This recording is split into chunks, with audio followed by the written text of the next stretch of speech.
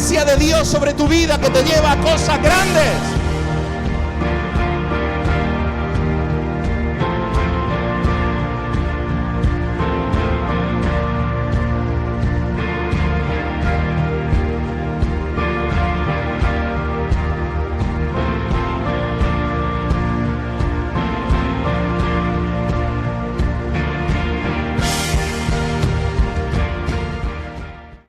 Bueno, yo creo que Dios quiere hablarnos en esta tarde. ¿Cuántos piensan que Dios nos quiere hablar?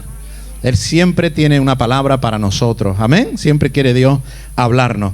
Y lo que quiero transmitirte en esta tarde, ya lo estás viendo ahí. Amén. Es que Dios quiere usarnos. Dios te quiere usar. Amén. Muchos cuando llegan al Señor, llegan pues pensando en lo que Dios me puede dar a mí, ¿no? Lo que Dios puede hacer por mí. Y nos quedamos en esa visión egocéntrica de qué es lo que Dios puede hacer y quiere hacer en mi vida. Por supuesto que es muy importante lo que Dios quiere hacer en tu vida. Por eso Él dio la suya y murió en la cruz para que nosotros podamos tener vida eterna. Amén. Para que todos los pecados que tú has cometido sean borrados, sean perdonados, sean totalmente eliminados y tú puedas tener una relación con Dios. Amén. Que es el único que nos puede dar la vida eterna. Claro que el Señor ha hecho tantas cosas por nosotros, pero Dios quiere usarte. Dios quiere usar tu vida.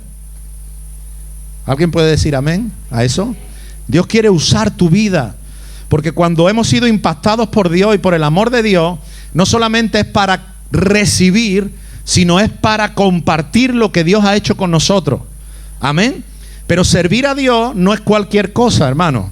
Uno puede trabajar en una empresa de cualquier cosa y llevas una vida profesional y una vida personal, ¿verdad? Y uno puede ser, pues, ¿qué digo yo? Un sinvergüenza, pero ser un gran ingeniero informático, ¿no? Y ser muy bien usado en su empresa para hacer software informático, para programación, ¿verdad? Ser un instrumento valioso en una empresa y sin embargo ser en su vida personal un desgraciado. ¿Sí o no? De hecho es habitual. Pero nosotros no podemos servir a Dios como si estuviéramos sirviendo en una empresa al margen de lo que es nuestra vida personal, sino que más bien nosotros podemos servir a Dios cuando nuestra propia vida es transformada por Dios. Amén. Vivimos en una cultura que mucha culpa de esa tienen los griegos, que nos ha enseñado a compartimentar las cosas, ¿verdad? Mi vida personal, mi vida familiar, mi vida de trabajo, mi vida con mis hijos, mi vida con mis hermanos, mi vida con mis amigos, ¿verdad? Somos cuerpo, alma y espíritu, todo lo queremos compartimentar, ¿verdad? Cogemos una casa, este cuarto para esto, para otro. O sea, estamos hechos para hacer compartimientos. Sin embargo, Dios es un Dios integral. Amén. La mentalidad hebrea es totalmente diferente a la mentalidad griega. Dios es un Dios integral y no podemos separar una cosa de otra. Dios te quiere usar, pero por eso también Dios quiere hacer una obra en tu vida de transformación. Amén. Y para lo que te quiero compartir en esta tarde, vamos a emplear y vamos a usar la vida de Elías. Amén. La vida de Elías. La palabra de Dios dice en Primera de Reyes, capítulo 17, verso 1, que entonces Elías, el tisbita, que era uno de los moradores de Galaad, dijo a Acab: vive el Señor de Israel, a quien sirvo, que no habrá rocío ni lluvia en estos años, sino por mi palabra. Vamos a tomar la vida de Elías y quizás las próximas semanas vamos a estar compartiendo más cosas acerca de la vida de este hombre tan interesante, de este profeta que aparece en la palabra de Dios, que prorrumpe de una manera increíble. De hecho, este versículo que acabo de leer es lo primero que aparece de Elías. Directamente entra en escena como un torbellino, como un meteorito, aparece en la historia y en la escena de lo que ahora os voy a explicar. Amén. Entonces, Este Elías no se sabe muy bien ni de dónde viene, ni cómo aparece, no hay registros de él, no hay nada, pero ¡pum!, de repente aparece Elías. ¿Y qué mensaje? ¿Ah? Vive el Señor a quien sirvo, que no habrá rocío ni lluvia en estos años, sino por mi palabra. ¿Quién es este Elías? ¿Quién es este Elías que aparece con esa fuerza, con esa autoridad, con esa claridad, con esa tan directo, ¿verdad? Sin pelo en la lengua, o sea, al grano directo. ¿Quién es este Elías? Y vamos a analizar algunas cositas en esta tarde, hermanos. Si no habéis traído para anotar, es una pena. Es una gran pena si usted no trajo, si no habéis traído para anotar, porque vamos a leer algunos textos de la palabra de Dios y vamos a hacer un recorrido histórico. ¿Alguno de ustedes le gusta la historia? ¿Le gusta la historia? Dice, a mí no me gustaba la historia en el colegio y ahora el pastor va a darnos una clase de historia. Hermano, vamos a hablar un poquito de historia. Amén. Vamos a hablar un poquito de historia porque para que podamos entender en profundidad quién era Elías, por qué aparece Elías, por qué dijo lo que dijo, necesitamos, hermano, entender el contexto. Amén. No podemos separar los personajes bíblicos, ni no bíblicos tampoco, pero si estamos hablando de la palabra de Dios y un mensaje de la palabra de Dios, no podemos separar al personaje, en este caso a Elías, de su contexto. Amén. No lo podemos separar porque el contexto a veces es esencial. Es esencial entender el contexto. Por ejemplo, para entender el valor de estas cajitas hay que entender el contexto. Amén.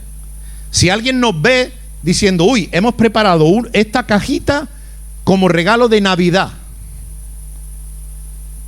pues quizás muchos de vuestros hijos dirían, vaya Navidad. Me han regalado una caja de zapatos forrada con papel, 2 lápices, una libreta, y yo quería un iPad o el último iPhone, ¿verdad? Por tanto, esa cajita podría ser insignificante o incluso hasta para algunos niños, o muchos, o casi todos, aquí en España o en Europa o en el occidente, países avanzados, sería a lo mejor casi una tristeza que sus padres le pudieran proporcionar de regalo una caja así. Sin embargo, nosotros venimos entregando nuestras cajas con lágrimas en los ojos, quebrantados, emocionados, ¿verdad que sí? Quizá el valor de todo lo que hay en una caja vale menos de alguna cena que has pagado por ahí alguna vez. Pero ¿dónde está el valor de estas cajitas? Hermano, en el contexto. Amén. En el contexto. Porque esa cajita va a caer en manos de un niño que nunca ha celebrado Navidad. En manos de un niño o una niña, un niñe, ¿cómo estamos? Van a caer en manos de un niño, de una niña, que en su vida a lo mejor nunca ha visto lo que van a ver ahí. Nunca le han dado un regalo. El otro día estábamos viendo unos anillitos que compramos para la cajita, para la niña, y nos imaginamos a la niña poniéndose los anillitos y decíamos, imagínate, seguramente jamás se ha puesto un anillo. Y se nos saltaron las lágrimas. Y digo, porque había 5, 6 o 10 anillos, no sé cuántos. Digo, seguro que se pone uno en cada dedo, ¿verdad? Iba con su anillito. Habíamos comprado un trajecito así como pijamita de invierno y fuimos a descambiarlo pensando, ¿y si al niño que le llega en un lugar que hace calor? Nunca ha tenido un pijama tan bonito y capaz de ponérselo aunque se asfixie.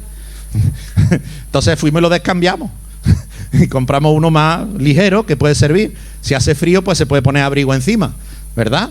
Pero seguro que si no, es tan bonito que se lo van a poner aunque viva a 40 grados en África. Entonces, hermano, el contexto, la importancia de esta cajita está en el contexto. Y hermano, así pasa con todo. Si no entendemos el contexto, es difícil que entendamos el mensaje o entendamos a fondo lo que está sucediendo o lo que estamos leyendo en la misma palabra de Dios. Bueno, yo quiero ir rápido y vamos a hacer una mirada a la historia, hermano. Hoy vais a aprender un montón.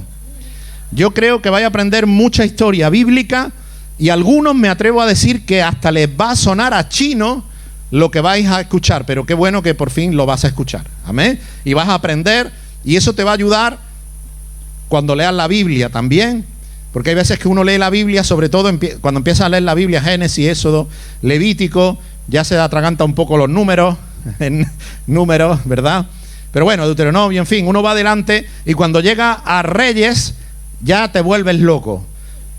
Que si el rey tal, pero no era el rey este, y ahora como que dice que el rey este, y este rey reinó en el año segundo de no sé qué rey. Pero bueno, a ver, ¿quién era el rey?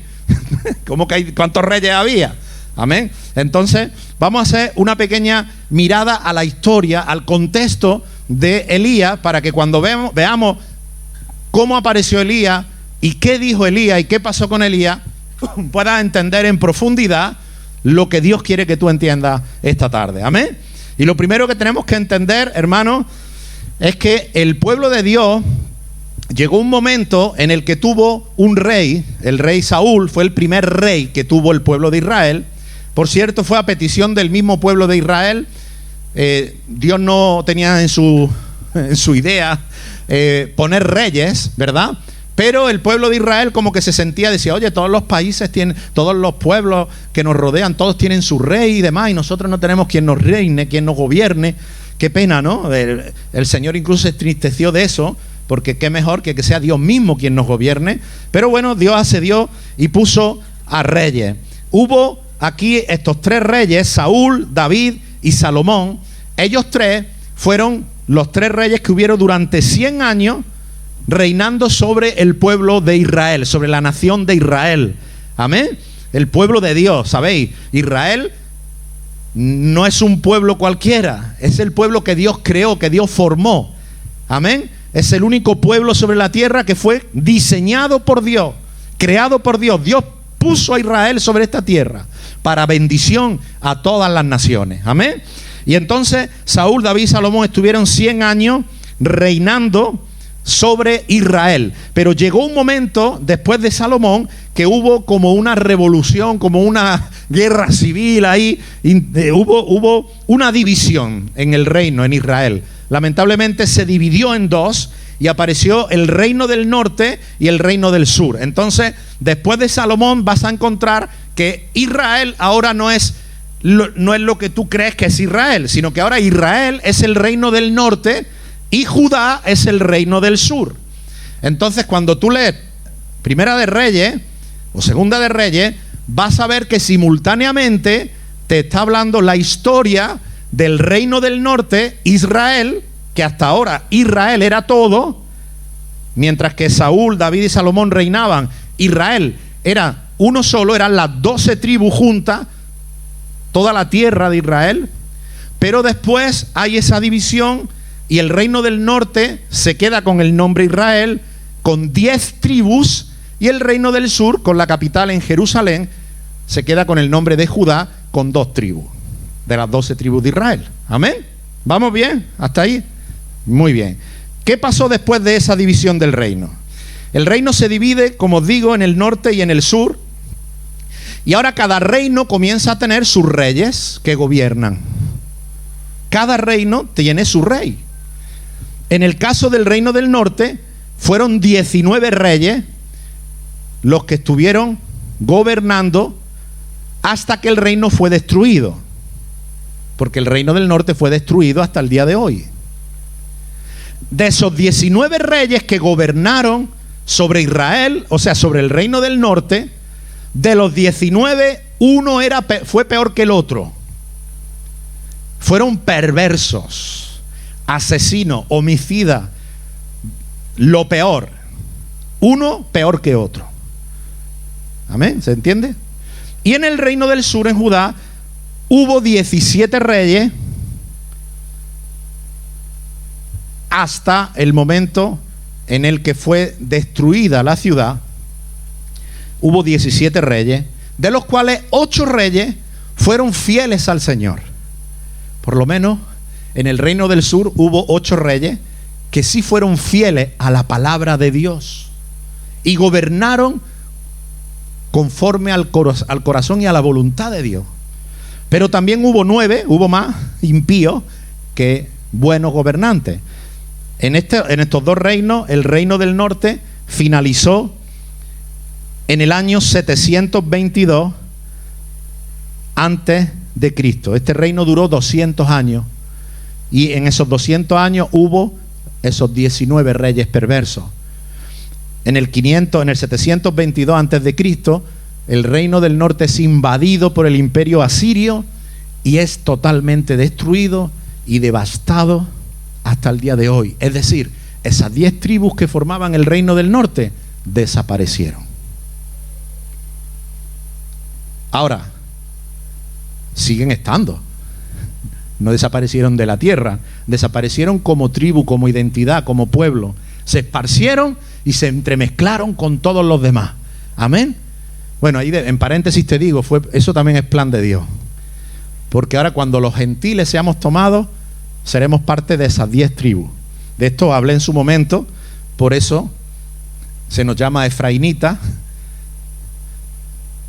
Esas 10 tribus, ese reino del norte fue un reino pues con gobernantes impíos y con un pueblo más impío todavía, cabezones, burros, como ellos solos, y ahí estamos todos nosotros representados. Amén.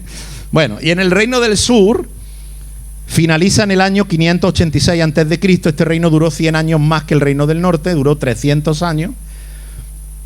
Y se acabaron los reyes con la destrucción de Jerusalén, que ocurrió en ese año, 586 antes de Cristo. Y una vez que fue destruido Jerusalén, ¿qué pasó con ellos? ¿Se perdieron? No. Fueron estas dos tribus, el reino del sur, fueron llevados cautivos a Babilonia. El imperio babilónico destrozó aquello y se los trajo cautivos, pero ellos, aún en la cautividad, hubieron hombres y mujeres fieles a Dios que siguieron guardando sus leyes, sus costumbres y la palabra de Dios. Amén. Y por eso el reino del sur, después de esos 70 años de cautiverio, volvió a revivir. Qué bueno. Amén. Siempre ese remanente fiel a Dios. Amén. Y de ese remanente Dios trajo de nuevo, volvió a revivir. Dios usó a hombres que os sonarán, como por ejemplo Nehemías.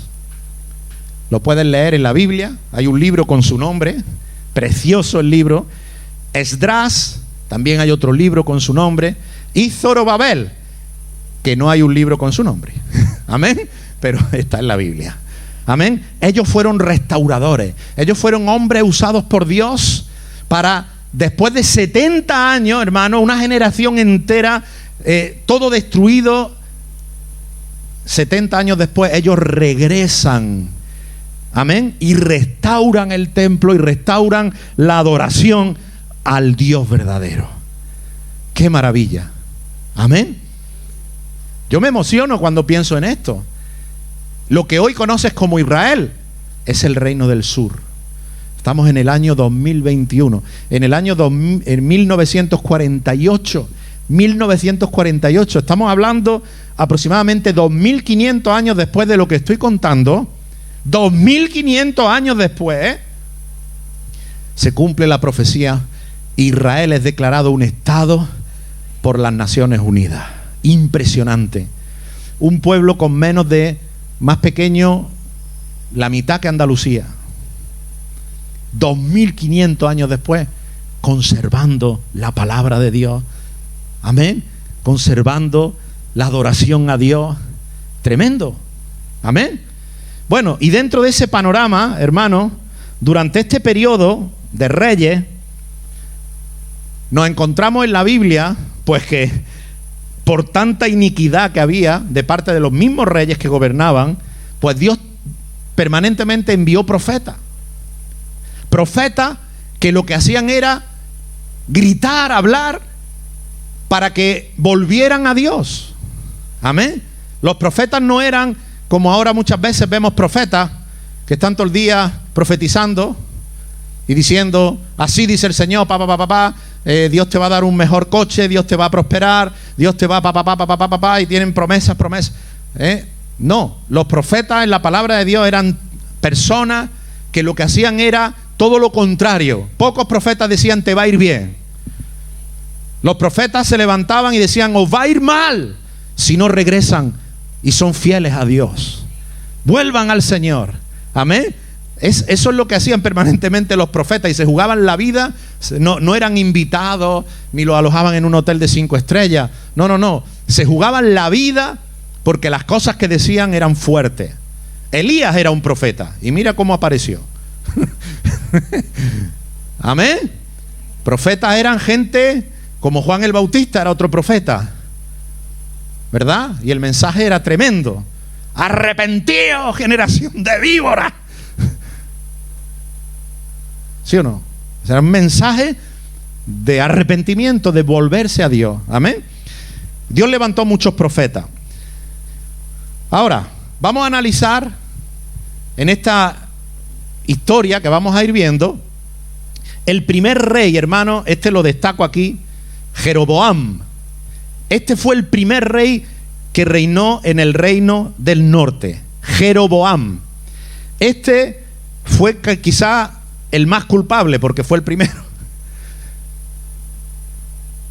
¿Qué importancia el legado que nosotros podemos dejar? Los que tenemos hijos, los que estamos en cabeza, los que somos primeros, el legado que podemos dejar. Este hombre reinó 22 años, fue el primer rey del norte, y este hombre fue el que plantó la semillita de idolatría en el reino de Israel. Amén. Dice Primera de Reyes 13:33, dice, después de este suceso, Jeroboam, el rey, no se volvió de su mal camino, más bien volvió a designar sacerdotes de entre la gente común para los lugares altos. Investía a quien deseaba. Él investía a los sacerdotes que él quería, y él llegaba a ser sacerdote de los lugares altos. Hermanos, ¿qué eran los lugares altos? Los lugares altos eran altares que este hombre comenzó a poner de ídolos. Altares de ídolos, de dioses falsos. Empezó a llenar Israel de altares a dioses falsos y empezó a poner sacerdotes. Él mismo elegía a los sacerdotes para cada dios falso y comenzó a introducir en Israel la adoración, a la idolatría a dioses falsos. Eso es lo que hizo Jeroboam. Amén. Seguimos leyendo. Primera de Reyes 14:20, 15:25. Dice que el tiempo que reinó Jeroboam fue de 22 años y ya reposó con sus padres, o sea, murió. Su hijo Nadab reinó en su lugar. Nadab, hijo de Jeroboam, comenzó a reinar sobre Israel en el segundo año de Asa, rey de Judá, y reinó sobre Israel 2 años. Aquí está la confusión para muchos. Lo que os explicaba al principio. Dice que Nadab comenzó a reinar sobre Israel, pero ahora recuerda que Israel ya no es uno solo. Ahora Israel es el reino del norte, Judá es el reino del sur. Entonces dice que Nadab comenzó a reinar sobre Israel en el segundo año de Asa. ¿Quién es ese? Pues será otro rey que llevaba 2 años, pero en el reino del sur. ¿Lo ves que dice ahí?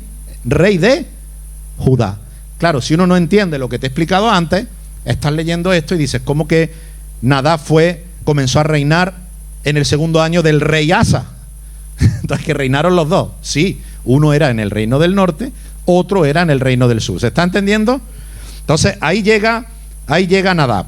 ¿Y qué tal rey fue Nadab? Ya hemos visto cómo era su padre. ¿Cómo fue Nadab? Pues este tampoco, este era otra joyita. Mira, Primera de Reyes 15:26 dice que Nadab, este duró 2 años. Este no duró 22. Duró 2 años y fue asesinado por su sucesor. ¿Vale? Hizo lo malo. ¿Qué hizo Nadab? Lo malo ante los ojos del Señor. Qué triste, ¿verdad? Rey sobre Israel hace lo malo. Andando en el camino ¿de quién? De Jeroboam, su papaíto. O sea, igual. Y en sus pecados, con los que hizo pecar a Israel. Amén. O sea que este fue otra joyita. Después viene Baasa, dice Primera de Reyes 15, 27 y 28. Este era perverso y asesino. Baasa, hijo de Agías, de la tribu de Isaacar, conspiró contra él. ¿Contra quién? Contra Nadab, que era el rey que en ese momento. Conspiró contra él y Baasa lo derrotó en Gibetón, que pertenecía a los filisteos. Pues Nadab y todo Israel tenían sitiada Gibetón. Pues Baasa lo mató en el 3er año de Asa, rey de Judá. Lo mató y reinó en su lugar. O sea que la sucesión del trono fue tremenda, ¿no? El sucesor se lo cargó y ahora me pongo yo. ¿Para qué se puso este?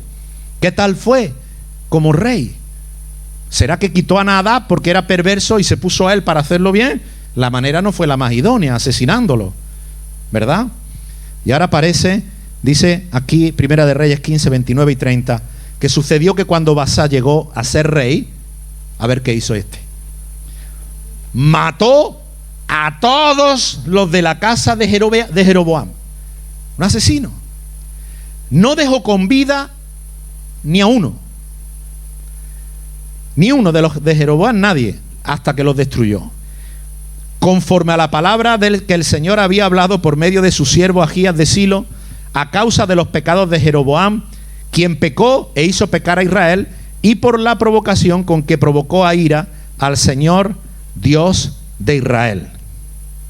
También por medio del profeta Jehú, hijo de Ananí, vino palabra del Señor contra Baasa. Alguno habrá leído, pues Baasa se cargó a Jeroboam porque Dios había dicho que iba a ser destruido, no era tan malo. Espérate. También por medio de Jehú se profetizó, vino palabra del Señor contra Baasa y contra su casa por toda la maldad que hizo ante los ojos del Señor.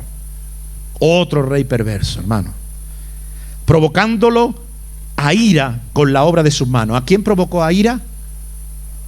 Baasa provocó a ira al Señor por las obras de sus manos, por haber sido como Jeroboam. O sea, él destruyó a Jeroboam porque era perverso, pero ahora él era igual que Jeroboam. ¿Qué te parece?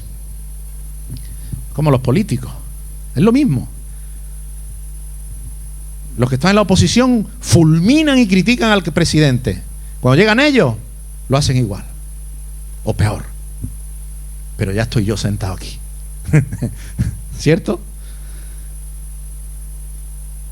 En el año 26 de Asa, rey de Judá, comenzó a reinar. Ahora viene otro, ¿verdad? Ela, hijo de Baasa, comenzó a reinar sobre Israel y reinó, ¿cuántos años? 2 añitos. 2 añitos. ¿Qué tal rey fue Ela? Vamos a ver cómo era este nuevo rey. Amén. Dice Primera de Reyes 16, 9, 13. Dice: conspiró contra él su servidor Zimri, jefe de la mitad de los carros, estando el rey en Tirsa bebiendo hasta embriagarse en casa de Arsa, administrador del palacio en Tirsa. Zimri fue, lo hirió y lo mató en el año 27 de Asa, rey de Judá, y reinó en su lugar. Aconteció que al comenzar a reinar y después que estuvo sentado en su trono, mató a todos los de la casa de Baasa, sin dejar de ella ni un solo varón, ni de sus parientes, ni de sus amigos. Así Zimri destruyó, Zimri es el mismo nombre para que se llama Ela, ¿vale? Destruyó a todos los de la casa de Baasa, conforme a la palabra que el Señor había hablado contra Baasa, por medio del profeta Jehú, por todos los pecados de Baasa y por los pecados de su hijo Ela, quienes pecaron e hicieron pecar a Israel, provocando a ira al Señor Dios de Israel con sus ídolos vanos. Otro, ¿qué hizo Ela? Pecó e hizo pecar a Israel, provocando al Señor Dios de Israel con los ídolos vanos. Hermanos, ¿cómo tenía que sentirse Dios después de haber reinado David? Porque Saúl tampoco fue muy allá. Y después de haber reinado Salomón, encontrarse que su pueblo Israel, gobernado por esta gente, y el pueblo viviendo totalmente apartado y alejado de Dios. Y un rey peor que el otro. Y un gobernante peor que el otro. Corrupción, idolatría, asesinato, hermano.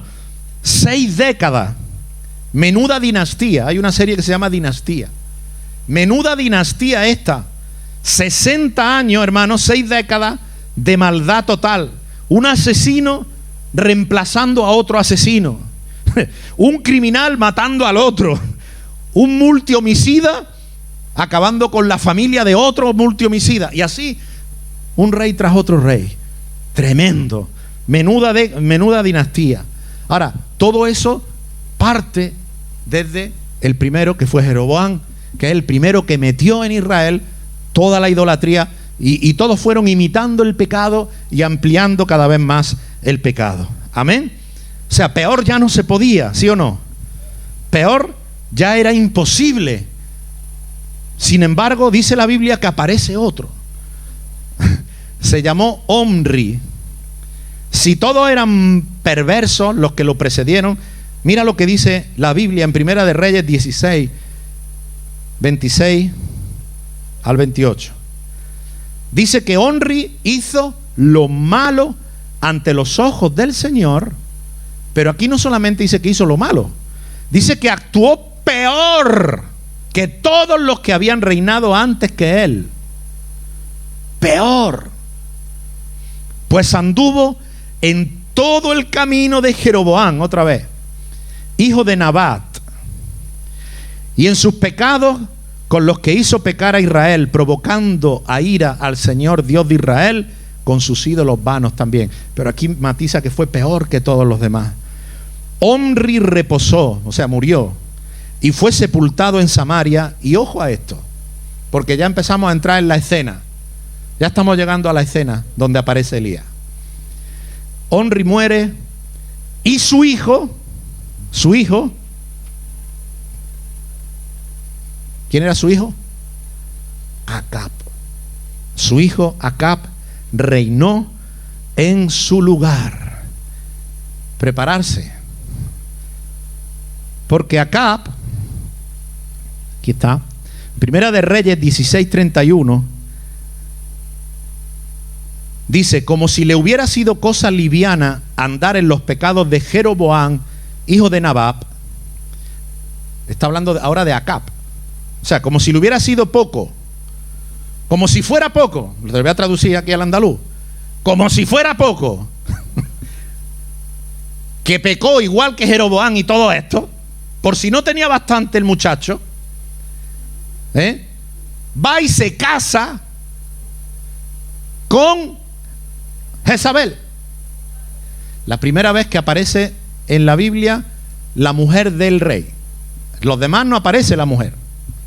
Pero ahora cuando habla de Acab, dice, por si fuera poco, lo que ya hizo, que es igual que todos los demás de antes, por si fuera poco va y se casa con Jezabel, hija de Et-Baal. Ojo al nombre del padre. El papaíto de Jezabel se llamaba Et-Baal, rey de los sidonios, y Acab fue y sirvió a Baal y lo adoró. Es decir, que si fuera poco todo lo que Dios había visto ya en el reino, ahora el siguiente rey, que es Acab, va y se casa con la que peor podía haber elegido del mundo entero, con la hija de Et-Baal, o sea, con la hija del diablo. Va y se casa. ¿Y por qué aquí se habla de esta mujer y no solo de Acab, que era el rey? Pues se habla por dos motivos. Primero, porque este fue un matrimonio de faldas. O sea, aquí mandaba Jezabel. Aquí Acab era un cero a la izquierda. Acab no tenía autoridad ni para sentarse a comer. Aquí mandaba Jezabel. Por eso aparece y dice, Acab se casó con esta. Y esta es la que reinó. Aquí no reinó Acab, aquí reinó Jezabel. Amén.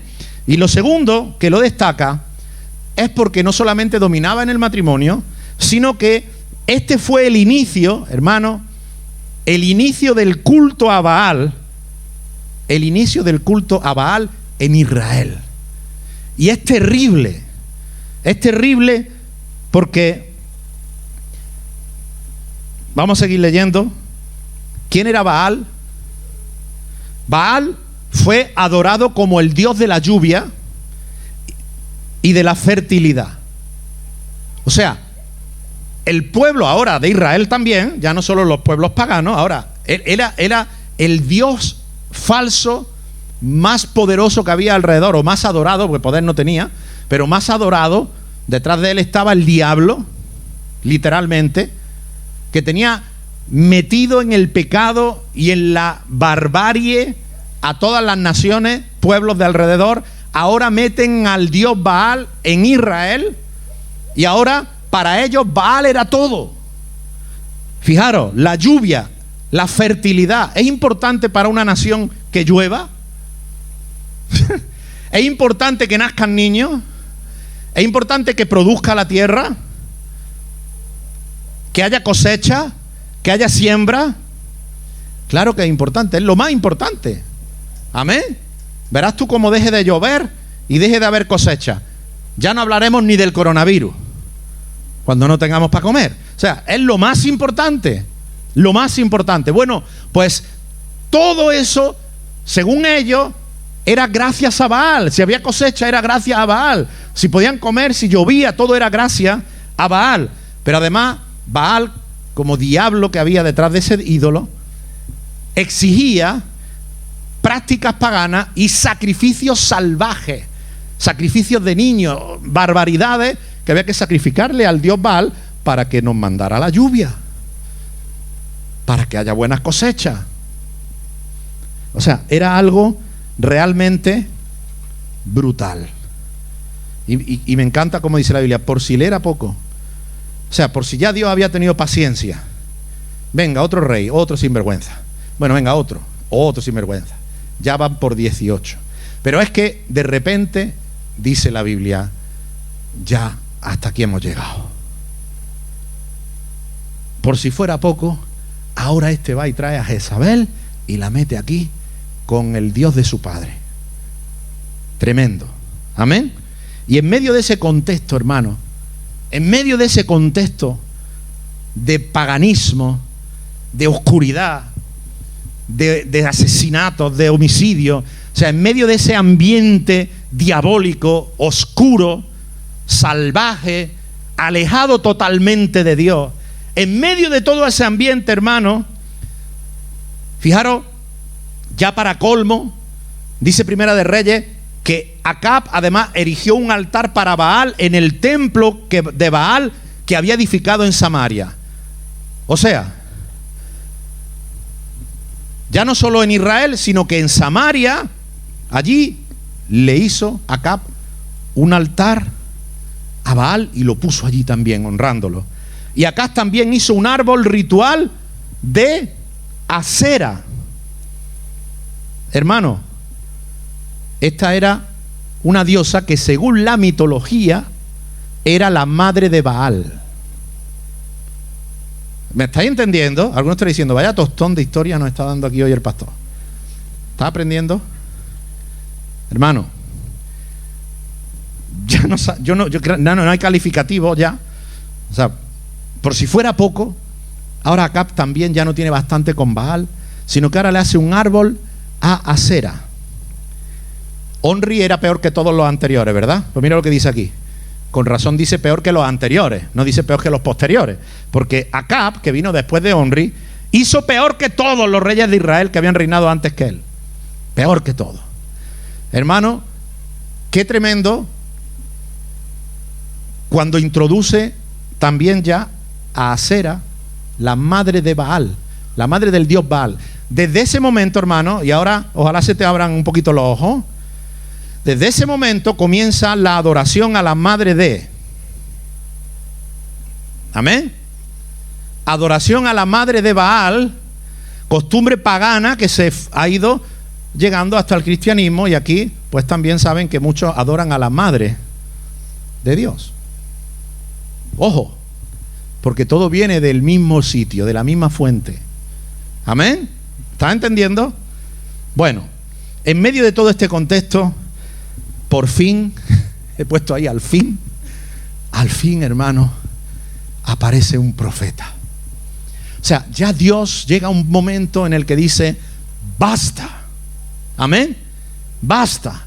Y entonces, en ese contexto, hermano, en ese contexto que acabáis de escuchar, ¿os ha quedado claro el contexto? En medio de ese contexto, hermano, aparece Elías. Sin más historia, sin más presentación, fulminante. Aparece Elías y dice Primera de Reyes 17:1 que Elías, el tisbita, ese era el tisbita. Y uno dirá, bueno, eso será importante. Todavía no han encontrado dónde estaba Tisbe. Era un lugar insignificante. Aparece Elías, que era uno de los moradores de Galaad. Tisbe estaba en la región de Galaad, aunque todavía no han encontrado dónde, pero ahí estaba. Y entonces aparece Elías, hermano. Aparece el profeta Elías. ¿Y dónde aparece? ¿Dónde? ¿Con quién habla? Aparece delante de la cara de Acab, delante de su propia cara, y le dice, Acab, vive el Señor, Dios de Israel, a quien yo sirvo, que aquí no habrá lluvia ni rocío, sino hasta que yo diga. Con Baal o sin Baal, aquí no llueve. Con Baal o sin Baal, aquí no hay cosecha. Ya le pueden adorar, que no va a llover hasta que yo diga. Hermano, esa es la autoridad con la que aparece Elías. Elías, un meteorito que entra en la corte, entra delante del mismo rey y en toda su cara le dice que sepa, Dios a quien sirvo yo, no al que sirves tú. Dios a quien yo sirvo. Amén. Vive el Señor. Baal está muerto. Baal no existe, pero el Señor vive. Mi Dios vive. Mi Dios es poderoso. Amén. El Señor está vivo. Y aquí no va a ser, aquí ya Baal se acabó. Solo Dios va a actuar. Y hermano, ¿quién es Elías? ¿Quién es este hombre? No aparece su historia, pero en su presentación podemos ver, en su propia presentación podemos ver quién era Elías. Amén. Podemos analizar poca cosa, porque hermano, Elías no dice nada. La palabra apareció. Amén. Pero que estaba ungido de Dios, estaba. Que estaba lleno de fuego y de poder, estaba. Que tenía valor y tenía, vamos, se presentó. Mira dónde se metió, O sea, no le mandó una carta. En persona, cara a cara. Jezabel seguro estaba por allí escuchándolo también. No le importó nada. Alguno diría, oye, Elías, ¿dónde te vas a meter? Madre mía, que esta gente... A ver, el contexto. ¿Eran asesinos esta gente o no eran asesinos? ¿Les temblaba el pulso de matar al que hiciera falta? No había problema. Ahora, Elías llega allí a confrontar a Acab, a Jezabel, a su padre, a Baal, a Artemisa y a Sera y a todo. Y llega allí sin guardaespaldas. Llega allí sin ningún tipo de seguridad. Llega allí el tipo y se pone. ¿Pero por qué llega con esa tranquilidad? Porque dice, vive Jehová, Él me va a guardar, Él me va a defender, a Él le sirvo y a mí no hay quien me toque. Nadie me puede hacer nada porque Dios es mi Dios. Ni Baal, ni Jezabel, ni todo el ejército de paganos, de homicidas, y de reyes impíos, nadie me puede tocar porque Dios es mi Dios y está vivo. Hermanos, ¿cuánto Elías necesitamos hoy? ¿Cuánto Elías necesitamos hoy, hermano? Y qué cansado tiene que estar Dios de tanto café descafeinado con leche. Hace falta Elías. Elías de Dios. Elías, en hebreo, Elaya. Qué nombre, hermano. Elaya. Por una parte, él. Es la abreviatura de Elohim. Elohim en hebreo es el nombre del Señor. El Señor en hebreo se escribe Elohim. Si lees la Biblia en hebreo, en Génesis 1 dice, en el principio creó Elohim los cielos y la tierra. Y el diminutivo él es como se le llamaba al Señor. Él, en vez de Elohim, él, un diminutivo. Y por otro lado tiene el nombre de Jehová, Yahvé. Es el nombre de Dios. Es el nombre con el que Dios le dice a Moisés: yo soy el que soy. Ahí le declara su nombre, Yahvé. Vas a leer en los Salmos como muchas veces aparece el diminutivo Yah. Dice, alabada Yah. Es alabada a Jehová, alabada al Señor. Amén. Nada tiene que ver con los testigos de Jehová esto. No tiene culpa Jehová que hayan cogido el nombre para otras cosas. Amén. Pero ese es su nombre. No se sabe bien cómo se pronunciaba. Seguramente se pronunciaba Jehová, pero se escribía Yahweh. Amén. Entonces a veces se escribe como se pronunciaba, pero es más fiel Yahvé, Yah. Entonces, él y Yah. Y en medio está la letra I. Él y Yah. Elías. I significa mío. Mío. Es mío. Entonces el nombre Elías significa, ahí lo tenéis, él, el Señor, es mi Dios. ¿Quién era Elías? Lo importante no es quién era Elías, hermano. Lo importante es quién era el Dios de Elías. Lo importante es que Elías era un hombre totalmente bajo el dominio de Dios. Y hermano, hoy necesitamos mujeres y hombres que estén totalmente bajo el dominio de Dios. Hombres y mujeres que puedan decir, aunque no me llamo Elías, me llamo como sea, pero yo soy del Señor. Y el Señor es mi Señor. Amén. Él es mi Señor. Y en todo lo que yo hago, yo voy demostrando que Dios es mi Señor. Amén. En la iglesia Él es mi Señor, en mi casa Él es mi Señor, en el trabajo Él es mi Señor, en la universidad, en el colegio, Él es mi Señor. Pertenezco a Dios, soy de Dios, totalmente del Señor. Amén. Con este pequeño pasaje vemos por su nombre quién era este Elías. Por su propio nombre podemos descubrir mucho de su origen. Amén. También dice ahí que era de Galat. Hermano, Galat era una zona al parecer aislada, una zona muy al aire libre, una región donde la gente que vivía allí era una gente bastante dura, la gente fuerte. Amén. Este era un hombre duro, era un hombre directo.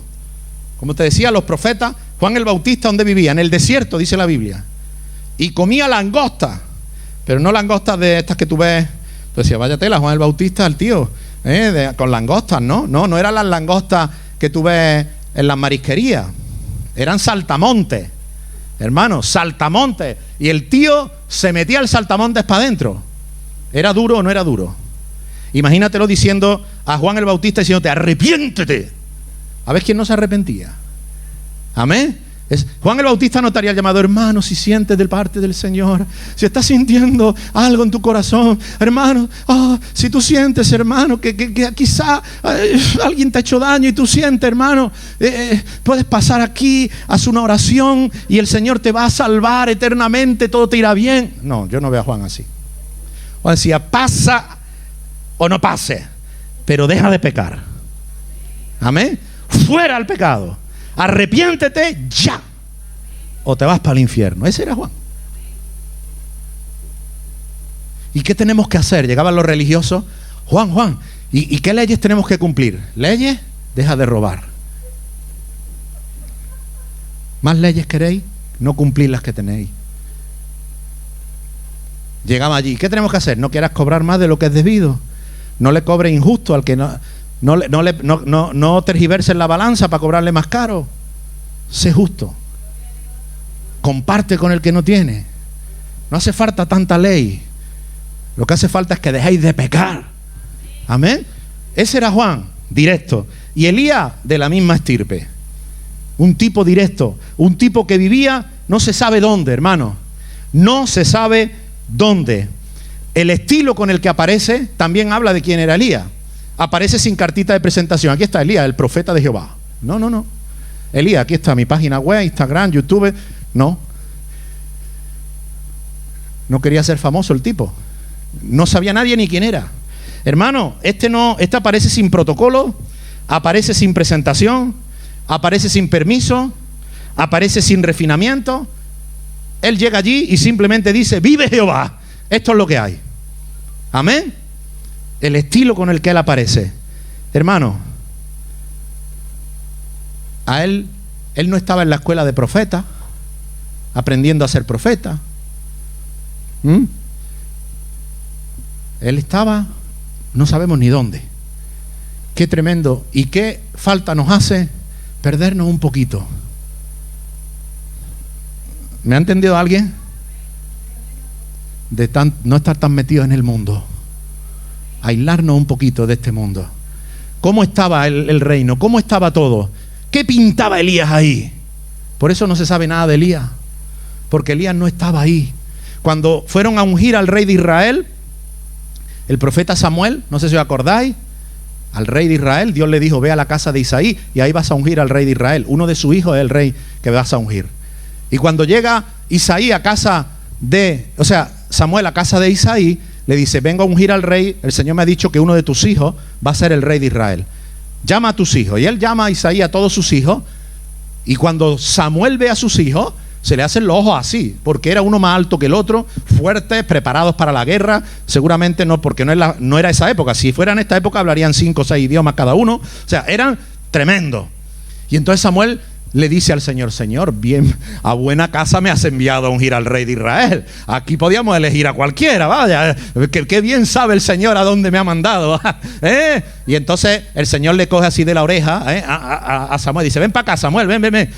¿Qué estás mirando, hijo? No mires lo altos que son, ni lo guapos que son, ni lo fuertes que son. Ni uno de estos es. Estos no valen. Y se queda Samuel diciendo: ¿cómo? Entonces Samuel va y le dice a Isaí: ven para acá, Isaí, ven. El Señor me está diciendo que vamos a ungir a un hijo tuyo, pero me está diciendo que estos no son. ¿No habrá por ahí algún otro hijo que tú tengas por casualidad? Y dice Isaí: bueno, sí hay otro por ahí. O sea que ese no es el legítimo. Ese es que la madre, que ese no vale, ese no pelea, ese no está, ese lo tengo ahí está, me cuida la ovejilla, lo tengo para 4 mandados, ese no vale para nada. Y dice Isaí: bueno, llámalo, que lo veamos. Y lo llamó y viene, y ve Samuel a David y le dice el Señor: ese es, úngelo ya, úngelo. Hermano, David no estaba en el bullicio con los demás. No era el hombre del momento, no quería ser el mejor guerrero. No. Él estaba peleando contra un oso para que no matara a una oveja, exponiendo su vida contra un león para proteger a su ovejita, sin ser visto. Los otros querían todos ser vistos. Vamos, si en alguna guerra hacían algo, ya querían que lo trajeran a hombros. Le gustaba la fama, lo que hay en el mundo, hermano. Pero a David lo único que le interesaba era su ovejita y su relación con Dios. Aislado de lo que se cocía y se movía en el mundo. Aislado, adorando a Dios, componía cánticos, salmos, tenía una relación con Dios espectacular. Pero no era, muchos piensan, sí, mucho orar. No, orar y jugarse el cuello por una oveja. Por eso cuando llega Goliat a enfrentar al pueblo de Israel, ese gigante, y el rey Saúl, que era en ese momento rey, se le está temblando. ¡Ay! ¿Quién va a pelear con Goliat? Se escondió, mira qué rey, se escondió, ¿verdad? Y todos los soldados dijeron: pues si se esconde el rey, sálvese quien pueda. Ahí se escondían todos. Y cuando David se entera de aquello, dice: ¿pero esto qué es? ¿Pero quién es ese filisteo para desafiar a Israel, el pueblo del Dios de los ejércitos? Yo peleo contra él. Claro, estaba preparado. Si daba su vida por una oveja, no la iba a dar por el pueblo, pero tenía la misma seguridad que Elías, hermano. La misma. Con la misma firmeza que se planta Elías delante de Acab, se planta David delante de Goliat. Le quieren poner la armadura del rey y se la ponen para que pelee con Goliat. Y cuando le ponen la armadura último modelo, acero inoxidable, la mejor del mundo, el tipo empieza a andar y dice: yo esto no puedo, esto pesa mucho, quítenme esto. Pero Elías, te pueden, si no te cubres, que me cubre Jehová, que Él es mi protector, Que cuando yo peleaba con el oso, Dios me libraba, y cuando peleaba con el león, ¿cómo no me va a librar de este filisteo incircunciso? O sea, que no es judío, quiere decir, como nosotros. ¿Me entiendes? Este hijo de Baal, ¿cómo va a poder contra mí si yo soy hijo de Dios? Fuera armadura, fuera esto y fuera aquello. Y cogió una honda con lo que él solía trabajar y 5 piedras. Hermano, dices tú, por si fallaba, ¿no? Tenía 5 oportunidades. Pues no. Goliat tenía 4 hermanos. Y él llevó 5 piedras. Dice, si me cargo a Goliat y vienen los hermanos, me los cargo también. Necesitaba una piedra nada más por cabeza. Amén. Elías, un hombre alejado de lo mundano. Amén. Sin pelo en la lengua. Dice Ezequiel 22:30, y os pido mucha atención ahora. Busqué entre ellos un hombre. Esto es palabra de Dios. Ya me imagino yo, rey tras rey, pagano, inmundo, y Dios buscando un hombre. Para terminar con tanta maldad, Dios buscaba un hombre. Ezequiel 22:30, busqué entre ellos un hombre que levantara el muro, que se pusiera en la brecha delante de mí, intercediendo por la tierra para que yo no la destruyera, pero no lo hallé. No lo hallé. Hermano, gracias que Dios encontró a Elías. Un hombre, uno que no estaba contagiado de lo que se cocía en ese reino pagano. Un hombre que no se contaminaba con Baal. Un hombre que no se contaminaba con Asera, ni con los altares, ni con los ídolos. Hermanos, Dios anda buscando un hombre. Y esa búsqueda continúa, hermano. Cuando tú ves el mundo como está y ves las cosas como están, no es tan peor que cuando estaba Elías. Pero la pregunta es, ¿dónde están los Elías? ¿Dónde están los Elías? ¿Dónde están? ¿Dónde están? ¿Dónde están? Hombres como Elías, ¿qué lecciones encontramos?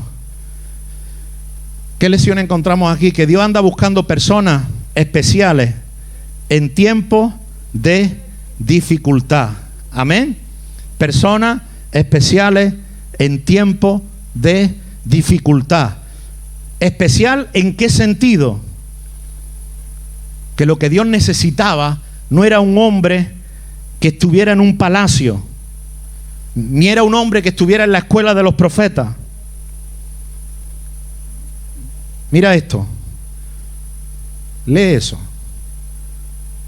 Quien está cómodo en la corte con Acab, ojalá lo escriba y lo apunte. Quien está cómodo en la corte con Acab no puede levantarse firme en la brecha como Elías. En otras palabras, ¿estás cómodo con el mundo?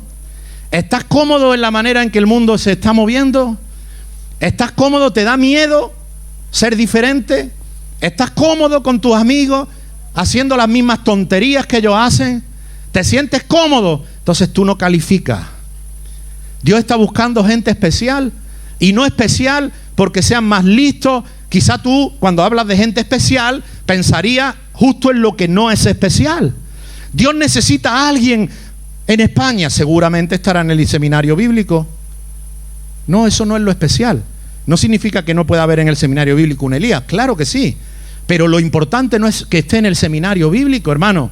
Lo especial no es que venga de un apellido ya de 6 pastores antes que él. Lo especial no es el apellido, ni de dónde viene. Por eso de Elías no se menciona ni el apellido, ni de dónde viene, ni dónde estudia, ni dónde se forma. Lo único que aparece es que Elías estaba ungido por Dios, que vivía con Dios y que estaba dispuesto a dar su vida por Dios, y que no sacrificaba su mensaje y lo decía delante de quien hubiera que decirlo. Amén. Que no se doblegaba ni se amoldaba a la costumbre de vida que había en su tierra. Vivía apartado de todo eso, de todo pecado. Y hermano, lo que Dios te está diciendo es: si te sientes cómodo con la manera del mundo, no sirves. No sirve. Hermano, Dios busca hombres y mujeres especiales que no se sientan cómodos, que no se amolden. Por eso el apóstol Pablo dice: no os amoldéis, no os conforméis, no os viciéis a este mundo. No os conforméis, no toméis la forma, no dejéis que el mundo os cambie, no dejáis que el mundo os coma la cabeza. Transformaos mediante la renovación de vuestro entendimiento. Amén. No os conforméis. Pablo decía: yo mismo todo lo que para mí era importante lo he tirado, es basura, a fin de poder conocer a Cristo. Lo que está diciendo aquí la palabra de Dios es: hermano, necesitas quitarte la mundanalidad que te tiene ahogado y escaparte con Dios como Elías. Amén. Siguiente lección, hermano, que aprendemos, y ya voy a terminar. Los métodos de Dios suelen ser sorprendentes. Amén. Los métodos de Dios suelen ser sorprendentes. Dios no podía haber levantado un ejército para enfrentar a Acab y a Baal y a Jezabel. Pues no levantó un ejército, no hizo lo que tú puedas pensar. Cuando Josué podía haber hecho muchas cosas, pero no. A Dios se le ocurrió que le dieran vuelta allí a los muros y lo adoraran, y los muros se cayeron. O sea, las maneras que Dios y los métodos que Dios suele usar son sorprendentes. Amén. Y lo que necesitamos es gente así, hermano. Gente que llene así la sociedad. Cristianos como Elías necesitamos. En estos tiempos solo Elías era el ungido. Pero hermano, si hoy todos hemos recibido el Espíritu Santo, si Elías dice: vive Jehová en cuya presencia estoy, pero hoy todos podemos estar en la presencia de Jehová. Hermano, si es que hoy la iglesia tendría que ser un escuadrón de Elías, disueltos por todas partes. Amén. Teníamos que ser millones de Elías, aquí decenas de Elías, donde tú trabajas. Dios está buscando Elías que puedan estar en la fábrica, en la escuela, en la universidad, en donde vaya, en la tienda, en el supermercado, donde quiera que vaya. Hombres como Elías. Amén. Te pregunto, ¿cómo es tu estatura moral? ¿Qué moral tienes? ¿Tienes la moral de la palabra o ya tu moral se está torciendo? ¿Está empezando a ver bien lo que Dios dice que está mal? ¿Qué moral tenemos? ¿Cuánto puedes tolerar? ¿Cuánto puedes tolerar de santidad para ser aceptado? ¿Cuánto puedes tolerar de perder santidad? ¿Cuánto puedes renunciar a ser un hijo de Dios a fin de ser aceptado por gente, por amigos, por personas, por familia? ¿Cuánto puedes rebajar tu moral cristiana y tu fe para caerle bien a la gente? Eso habla de quién tú eres. O para recibir una ayuda. ¿Eres capaz de mentir para que te ayuden? ¿Eres capaz de sacrificar cosas por recibir algo de este mundo? ¿O para que te promocionen y te den un puesto mejor? Hermano, se necesita gente valiente. Se necesita gente dispuesta a que me quiten lo que quieran, pero vive Jehová en cuya presencia estoy. No me voy a doblegar, no me voy a deformar, no me voy a inclinar. Voy a ser un hijo de Dios donde quiera que esté. Amén. Mira los métodos de Dios. Los métodos suelen ser sorprendentes. Te he contado, David, qué método para pelear con Goliat. Una onda allí, pero es Dios. Los métodos. ¿Eso qué significa, hermano? Significa que Dios te puede usar a ti. Hermano, significa que Dios puede hacer contigo maravillas. ¿Me estás entendiendo? Los métodos de Dios son así. Lo único que necesita es ser un Elías. Y qué bueno que no dice nada de Elías, solo que vivía con el Señor, porque eso es lo que necesita. Amén. Eso es lo que necesita, vivir con Dios. Y por último, hermano, ¿nos encontrará Dios firme y dispuestos? ¿Te encontrará Dios preparado? Mira, hubo un momento en el que Dios dijo: algo tengo que hacer. Algo tengo que hacer, porque si no, mi pueblo Israel se acaba destruyendo. Algo tengo que hacer. Pero a Dios le ha placido siempre usar al hombre. No hará nada Dios sin contar con nosotros. Lo dice su palabra y Él no se va a saltar eso. Nada de lo que Dios haga en la tierra será saltándose a nosotros. Y entonces Dios dice: algo tengo que hacer. ¿Pero hay alguien preparado para lo que hay que hacer? ¿hay alguien preparado? Entonces, cuando tú veas alrededor tuya, o veamos donde nos movemos y digamos, algo Dios tiene que hacer, ¿verdad? No sé si tú piensas como yo, pero cuando veo cómo están las cosas, yo digo, Dios tendría que hacer algo. Amén. Y la pregunta es, pero Dios está buscando, hermano. Dios está buscando. Dios está buscando hombres como Elías. Y en el caso de Ezequiel 22, dice, busqué un hombre que levantara muro y no lo encontré. No lo encontré. Busqué y no lo encontré. Fui a la escuela de profetas y no había ni uno. Fui a la iglesia evangélica y no encontré a ninguno. Fui al seminario de pastores, al consejo pastoral, al consejo nacional, al consejo internacional de superintendentes y pastores de la denominación tal o cual, y no había ni uno. Y tú dirás, no, pero yo conozco a no sé qué pastor y predica súper bien. Sí, pero aquí el tema no es predicar muy bien, hermano. Aquí el tema es lo que hemos dicho antes. ¿Me estoy explicando? Y tú dirás, ¿a ninguno encontró el Señor? ¿Ni uno? Pues ni uno. Pero tú puedes ser. Tú puedes ser. Amén. Tú puedes ser. Mira a tu alrededor. Ahí lo tienes.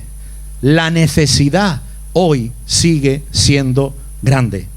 Y Dios todavía está buscando hombres y mujeres. Amén. Mi pregunta es, ¿te encontrará Dios firme y dispuesto? Cuando Él quiera levantar a alguien para hacer algo grande aquí en Carmona, o en Sevilla, o en España, o en donde tú trabajas, cuando Dios diga, ahora voy a hacer algo, ¿estarás preparado para ese momento? ¿O estarás haciendo gracietas queriéndole quedar bien al mundo? ¿Estarás preparado? Esa es la pregunta. Te voy a hacer varias preguntas más. Si las apuntas serían formidables, y si te las haces esas preguntas de vez en cuando, te ayudará. ¿Hallará el Señor en ti un corazón que será completamente suyo? ¿Hallará el Señor en ti un corazón cuando Él quiera levantar a alguien? ¿Tendrás tú un corazón que sea solamente del Señor? ¿O será una partecita del Señor, otra de esto, otra del otro, otra del pecado, otra de aquello? ¿O será totalmente el corazón del Señor? ¿Podrá Dios decir, ah, sí, el corazón de este o de esta es totalmente mío, para poderlo utilizar contra un Acab? ¿Podrá Dios decir eso de ti? El corazón tuyo es un corazón totalmente mío. ¿Podrá decir eso Dios? A este lo puedo usar contra un Acab. ¿Será tu entrega la clase de entrega que Dios está buscando? No sé si te has hecho estas preguntas, las has reflexionado profundamente. No sé si Dios te ha hablado en esta tarde, pero esta palabra yo creo que es una palabra de Dios para nosotros. Amén. Porque Dios está buscando Elías, porque el mundo, hermano, no está mucho mejor que en los tiempos de Elías. No está mucho mejor. La corrupción que hay en los gobiernos no es mucho mejor que la que había. El pecado desenfrenado que hay no es mucho menor que el que había. Amén. Y peor que se va a poner, hermano, peor que se va a poner. No estás esperando que Dios levante un Elías. ¿Por qué no te anima a poder ser tú un Elías? No es que Dios te va a tener que llevar frente a reyes, pero también lo puede hacer. ¿A mí? Pues lo hizo con Elías, que no se sabe ni dónde vivía. O sea, Elías tisbita. Y vas a buscar Tisbe en la historia y todavía lo están buscando. Era tan insignificante ese pueblito de la región de Galat, o esa aldeíta, tan insignificante que ni siquiera saben ahora mismo dónde era. De Belén nació Jesús. ¿Por qué? Para que sepas que Dios puede usarte a ti y me puede usar a mí. Que lo importante no es de dónde vienes, de qué ciudad, de qué gran iglesia, quién te patrocina, qué pastor te ungió, qué profeta te dio una palabra. Eso no sirve para nada, hermano. Para nada. Lo que sirve es alejarse un poquito del mundo y ser un poquito más solitario con Dios, buscarle, apartarte. Jesús se apartaba. Jesús no le gustaba Jerusalén, lo compartíamos el domingo pasado, el sábado y en el discipulado. No le gustaba la gran capital donde estaban todos los religiosos. Él se iba a Betania, amén, o al Monte de los Olivos. Se apartaba, dice la Biblia, como solía, se apartaba y allí oraba. Y cuando aparecía, era otro meteorito como Elías. Cuando Jesús aparecía, era un ciclón. ¿Por qué? Porque precisamente se apartaba. Amén. Amén. Bueno, no te distraiga. No te distraiga, que no te pueda un llorecito distraerte. Cierra tus ojos ahí donde está. Y si Dios te ha hablado, pues no sé, yo creo que tú puedes cerrar tu ojo y sabes que tú puedes decirle al Señor. Si no sabes qué decirle, pues dile: Señor, tócame, haz algo conmigo. Amén. Haz algo conmigo, Señor. Haz algo con nosotros, Padre.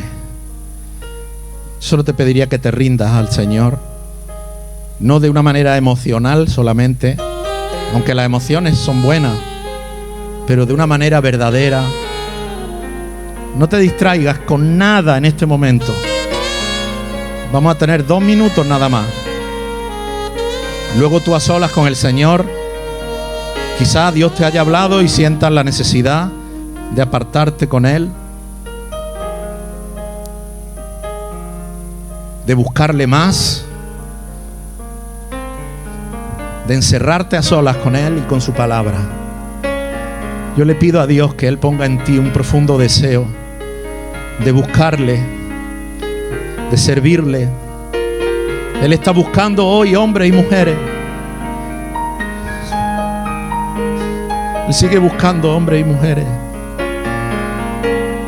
y no encuentra mucho. Ojalá Él te pueda encontrar a ti. Ojalá cuando Él venga a llamarte no te encuentre que estás pecando en el mundo. Ojalá te encuentre preparado, preparada. Te encuentre como a esas vírgenes prudentes, con el aceite listo, con la lámpara encendida, con la unción del Espíritu Santo, con la palabra en tu boca, para decirle al Señor dónde tengo que ir, qué tengo que decir. Estoy preparado. Llévame a donde haya necesidad, Señor. Llévame al lugar que sea, por más duro y difícil.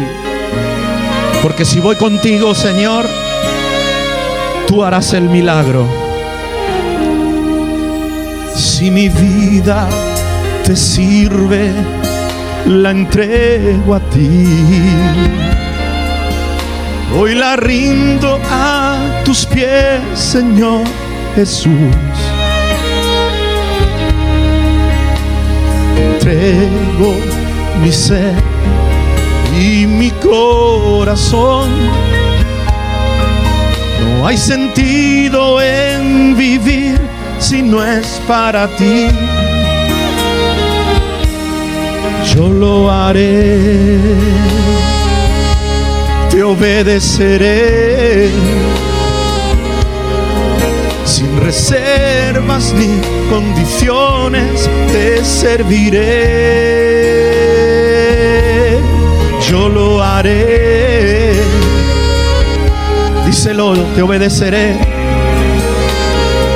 sin reservas, sin condiciones. No diré: Señor, bendíceme, dame, prospérame. Te serviré igualmente, Señor. Heme aquí, Señor, envíame. Si te puedo servir, aquí estoy. En tus manos, Señor, como el barro soy, para que me hagas a tu imagen. Tómame, díselo a Él, yo lo haré, te obedeceré sin reservas ni condiciones. Él te está llamando en esta tarde. Él te está diciendo: yo quiero usarte. Hay tiempos que vienen difíciles y estoy buscando hombres y mujeres como Elías. Yo estoy llamando a tu corazón. Tú estás sintiendo en tu corazón ahora un fuego que te quema, porque Dios te está llamando, está diciendo: quiero que te apartes, que me busques. Quiero levantarte, quiero ungirte como ungí a Elías, para que tú hables con autoridad y lo que tú digas yo haré. Oh, yo lo haré, te obedeceré sin reservas ni condiciones, te serviré.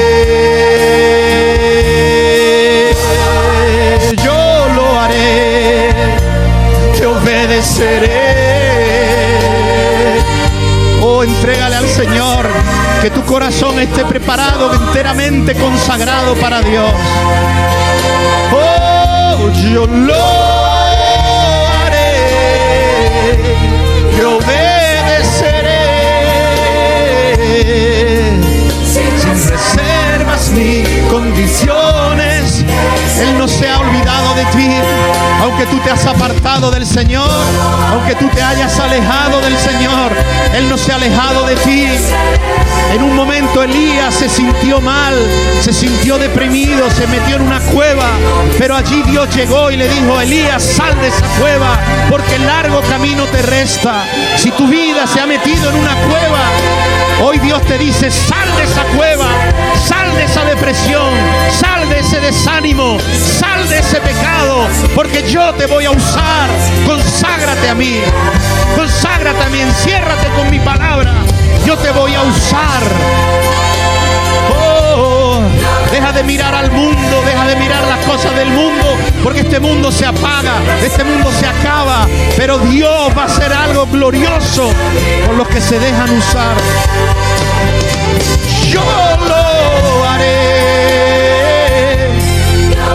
te obedeceré sin reservas ni condiciones, te serviré. Yo lo haré.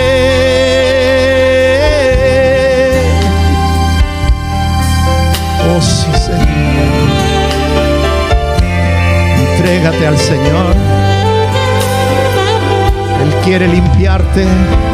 No hay nada que Él no pueda limpiar si tú te consagras. Nada que Dios no pueda perdonar. Nada que Dios no pueda restaurar. Oh, Ramasoy Kiarabasai. Oh, Rebeque Yarabasoy. Riamasoy. Shialamanda Rabacoy. Entrégate con toda tu alma, con toda tu mente, con todas tus fuerzas. Oh, con toda mi fuerza, con toda mi alma, con toda mi mente, yo te serviré. Con toda mi alma, con toda mi mente, con toda mi fuerza, yo te obedeceré. Yo lo haré. Te obedeceré, Señor. Oh Espíritu Santo, Espíritu Santo, Espíritu Santo, Espíritu Santo, háblanos, tócanos, quema toda impureza. Oh séllanos ni condiciones, te serviré, yo lo haré, te obedeceré, sin reservas, te serviré.